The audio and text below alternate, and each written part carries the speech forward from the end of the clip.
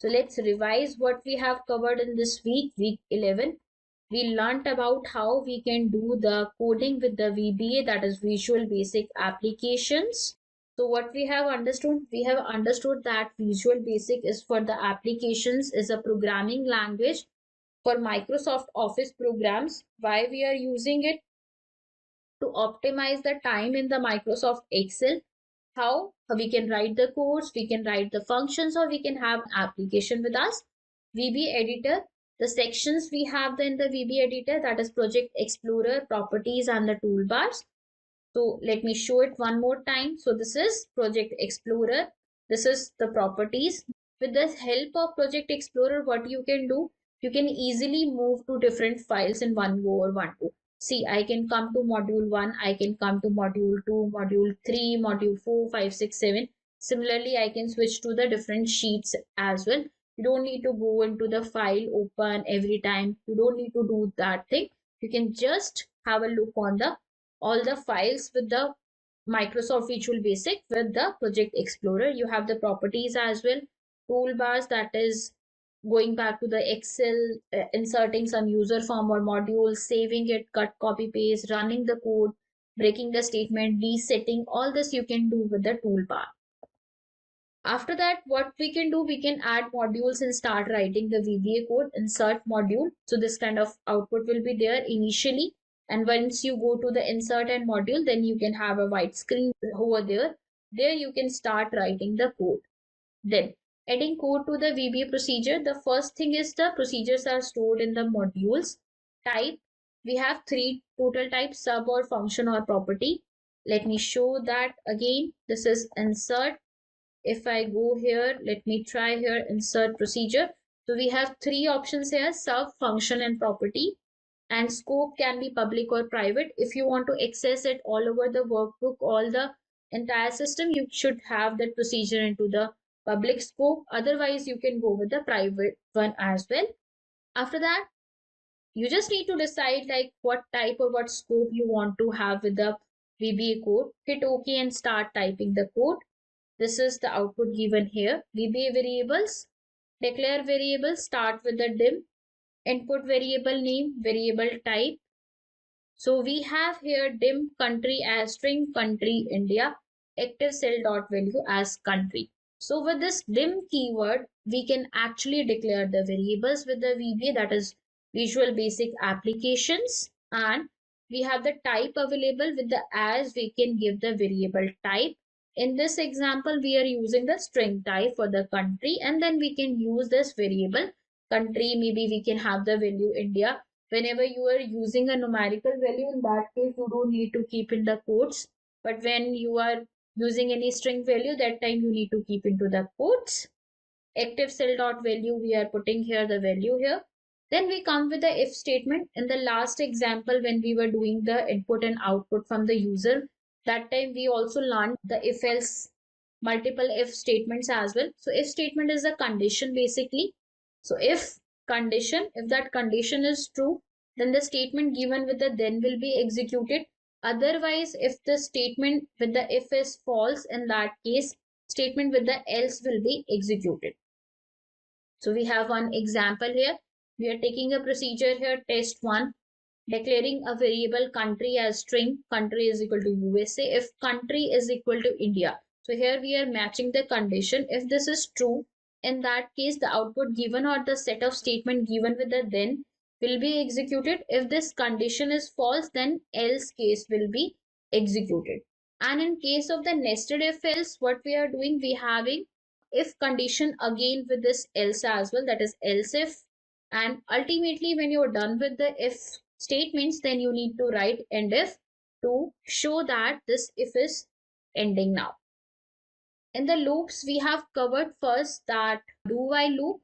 We have the for loop as well. Why we are using the loops? To repeat the same process. Start with the loop type and set the range. So in this example, we have a loop for the do while. We are starting the value I equals to 1 outside of the do while loop, and then we having the condition that I should be less than equal to 50. There we are incrementing it, and with the loop we are showing that this do while loop is ending here.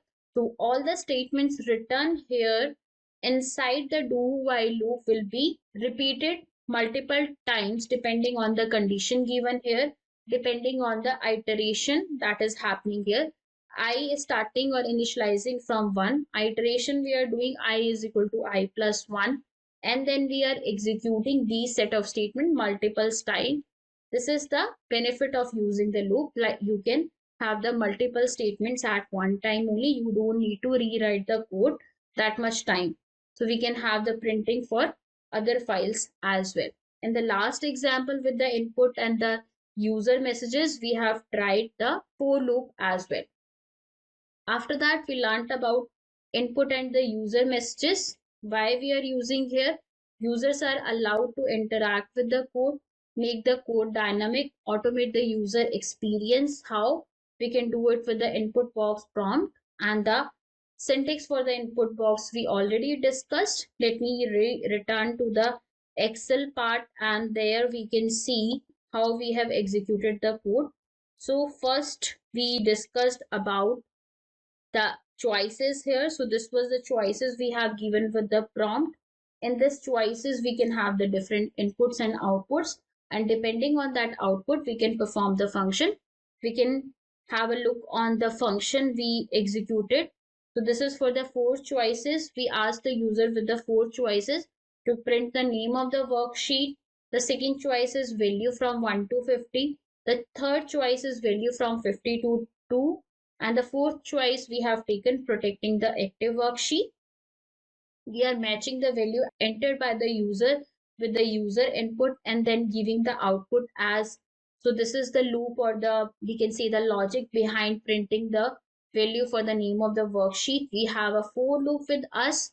We are initializing I with 1, keeping the range to sheets dot count, then printing the cells value here, sheets I dot name. Else if user input we are having here 1 to 50, and then we are again printing here. This cells is deciding whether where we are interested to put our output over there. Then in the else if we have the logic to print the value from the 50 to 2. We are taking here two variables I and j. J we initialized with the 50, I we initialized from 1 to 25, range we have used here, and then we are assigning the value of J to that range here. We are incrementing, or we can say decrementing J with J minus 2, and then in this way we are able to print the values from 50 to 2. And the fourth case we have the logic to make the protection for the worksheet. In the else, we can do the message box, enter a valid choice, and try again. So this program was the sum up of, in case of multiple inputs, how we can take a particular input from the user, and accordingly we can run our code over there. And for the handling errors, we have seen that message box is the fundamental tool to give a prompt to the user that this information entered by the user is wrong and what should be the next step of the user. Like you can see here, here also we have given here enter a valid choice and try again. So this is the next step that he or she should rerun that code. And similarly, we can have the multiple outputs here, like in maybe in the next week we will learn how we can do the email to multiple users using Microsoft Excel, how we can access the Outlook with the Microsoft Excel. In that case, if a user is making a mistake and we as a coder are understanding the situation that this may or not be, that user can provide a wrong input. In that case, we can have that suggestion to the user that this error should be avoided. So in this way, our software or programming will be more functional. So whenever you are providing a good user interface to the user, in that case, the a code is understood by 100% correct when it is making a user active about all the choices or how that coder has built up that software or that output. So we have covered till now the VBA, the basics of the VBA coding. So we can do, instead of going through the macro and then recording the VBA code, we can make our own code as well. In fact, what we can do, like we have a macro with us or we have recorded a macro, and we can do the editing part with that macro as well.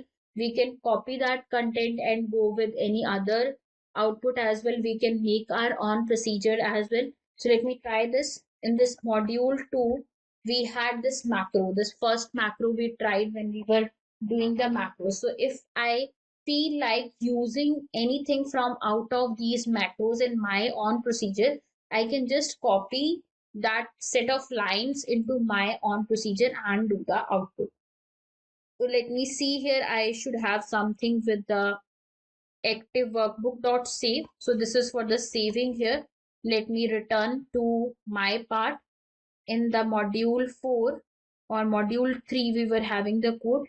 So this time I'm adding one more choice now. So this is for else if user input. I'm giving here 5. So we are adding one more choice. In that case, what we are doing, we are saving that workbook. So we are having one more output. So what I did, I checked my macros, and from that macro, I had a code or a line of a code. This is, for example, a single line of statement. You can choose multiple statements or multiple lines as well. Now that thing I'm putting into my code, this I already made here. So I'm having one more choice here. So let me do it correctly. I will be copying here. This is my code. So I have the 5th choice now. This is to save the workbook. Save the workbook. The code I already copied here. So we picked it from a macro, and from that macro I'm putting into my procedure. You can make your own procedure an entirely new way as well. So now you should have, let me try it one more time. So we edit it somewhere else and we are running something else. So this was our code here. This I am selecting here and running the code here. So this you can see the save workbook. If I choose 5, so it has been saved. My current workbook has been saved. So we picked the output from macro and then we pasted that code into the procedure and we executed that. Similarly, I can choose anything else also. So we have something with the interior color as well. So let me try that well also. So we have here for the formulas, we have for the range as well, whatever we did. So you can see, you can have the code for your own execution as well.